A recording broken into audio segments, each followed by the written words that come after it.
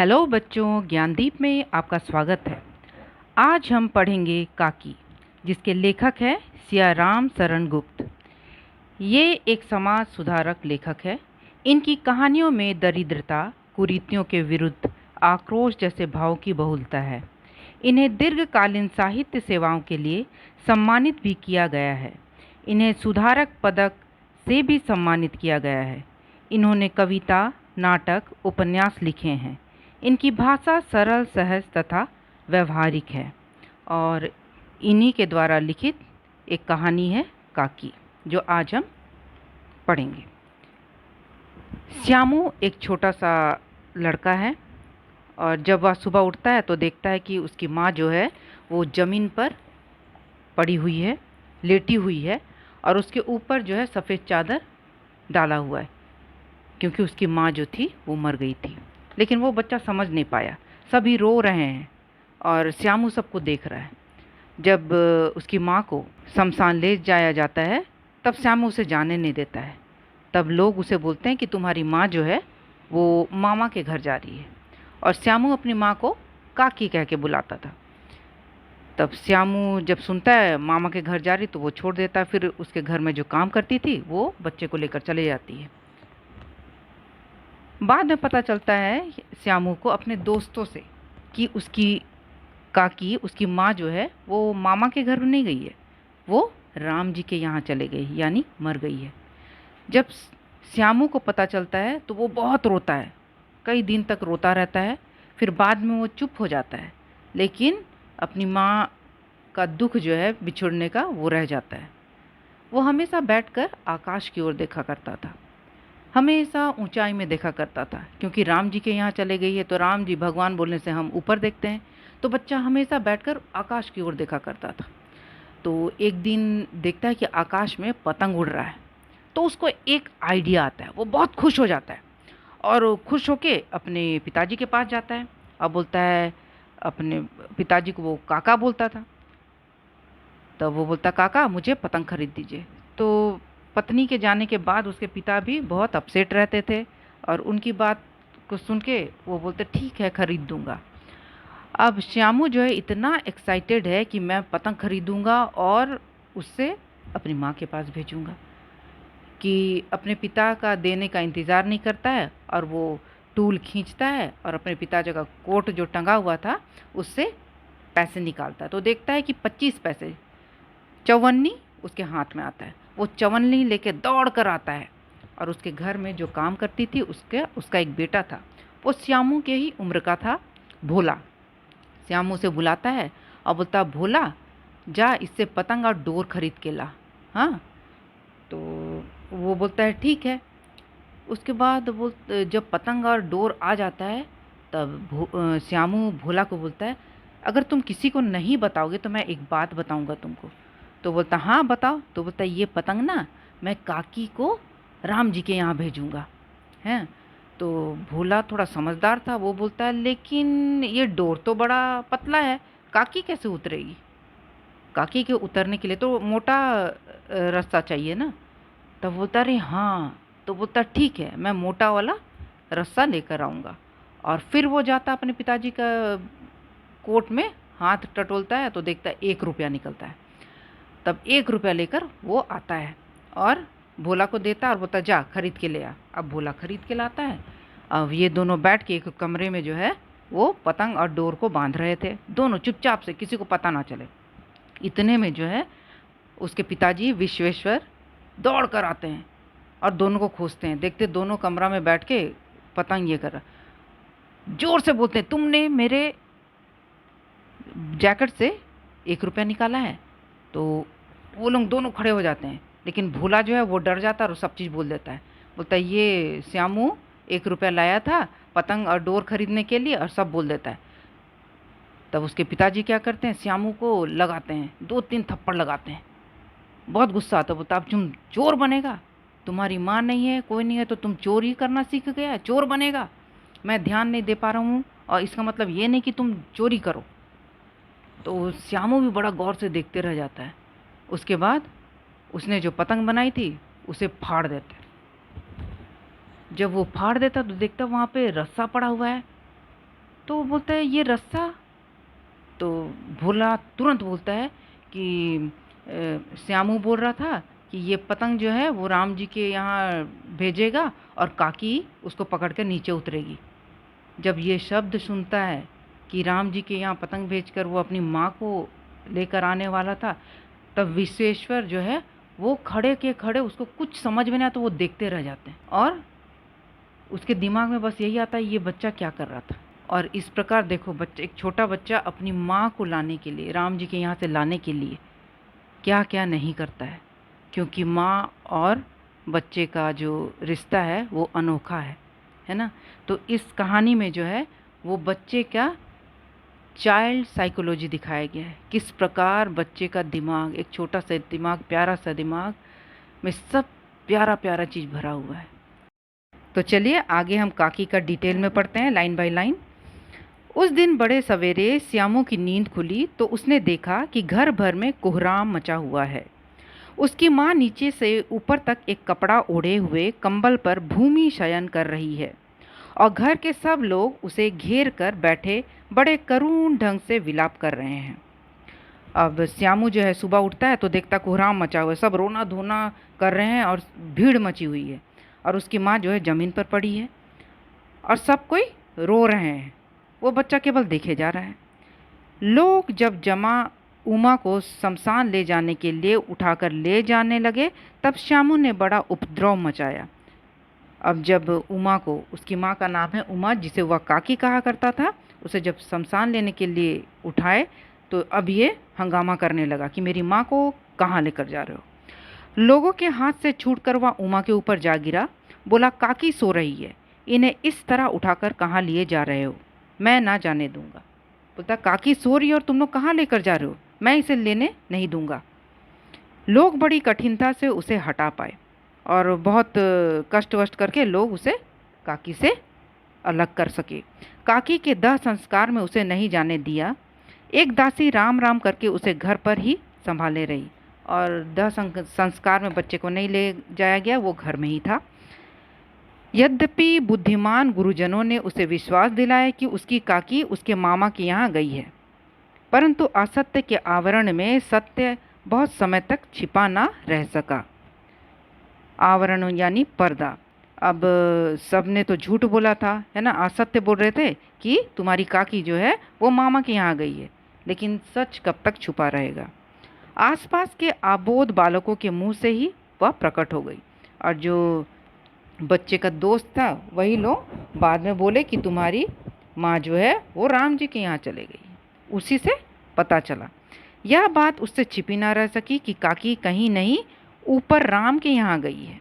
काकी के लिए कई दिन तक लगातार रोते रोते उसका रुदन तो क्रमशः शांत हो गया, परंतु शोक शांत ना हो सका। अब जब उसे पता चला कि उसकी माँ जो है मर गई है, राम जी के यहाँ चले गई है, तो बच्चा बहुत रोया, कई कई दिन तक रोया, उसका शांत हो गया। लेकिन उसके दिल में जो दर्द बैठ गया अपनी माँ के लिए कि मेरी माँ मर गई है, दुख बैठ गया, वो चुपचाप शांत हो गया एकदम बच्चा। वर्षा के अनंतर एक दो दिन में ही पृथ्वी के ऊपर का पानी तो अगोचर हो जाता है, परंतु भीतर ही भीतर उसकी आर्द्रता जैसे बहुत दिन तक बनी रहती है। वैसे ही उसके अंतःस्थल में वह सोख जाकर बस गया था। और जिस प्रकार बारिश के बाद एक दिन में ही पानी जो है पूरा ज़मीन के अंदर चला जाता है ना, बारिश होने से पानी जो ऊपर नहीं रहता है वो मिट्टी के अंदर चला जाता है, लेकिन उसके भीतर जो है वो नमी बनी रहती है। उसी प्रकार ये बच्चा चुप तो हो गया, लेकिन उसके दिल में अपनी माँ के बिछुड़ने का बहुत गम था, दुख हो गया बच्चे को दिल में। वह प्रायः अकेला बैठा बैठा शून्य मन से आकाश की ओर ताका करता और वह शांत हो गया था। जो हंसता बोलता था एकदम शांत हो गया था और ऊपर देखता रहता था, क्योंकि उसे कहा गया था तेरी माँ राम जी के यहाँ चले गई है। वो राम जी यानी भगवान, और भगवान ऊपर, उसका वही सोच था। तो वह ऊपर देखता रहता था और चुपचाप से बैठा रहता था। एक दिन उसने ऊपर आकाश में पतंग उड़ती देखी। ना जाने क्या सोचकर उसका हृदय एकदम खिल उठा। एक दिन वो आकाश में देख रहा था तो पतंग उड़ते हुए देखा। अब वह जब पतंग उड़ते हुए देखा, वह अचानक बहुत खुश हो गया। विश्वेश्वर के पास जाकर बोला, काका मुझे एक पतंग मंगा दो। अब अपने पिताजी के पास जाकर बोलता है, पिताजी मुझे एक पतंग मंगा दीजिए। पत्नी की मृत्यु के बाद विश्वेश्वर अन्य मनसक रहा करते थे, यानी जिसका मन कहीं नहीं लगता था, वो चुपचाप बैठे रहते, वो भी चुपचाप बैठे रहते थे, शांत। अच्छा मंगा दूंगा कहकर वे उदास भाव से कहीं और चले गए। वो बोले ठीक है मैं मंगा दूंगा, और उठकर चले गए। उनका मन कहीं नहीं लग रहा था, उदास हो गए थे। बेटा भी उदास हो गया था, ये भी। श्यामू पतंग के लिए बहुत उत्कंठित था, मतलब उत्साहित था, एक्साइटेड था।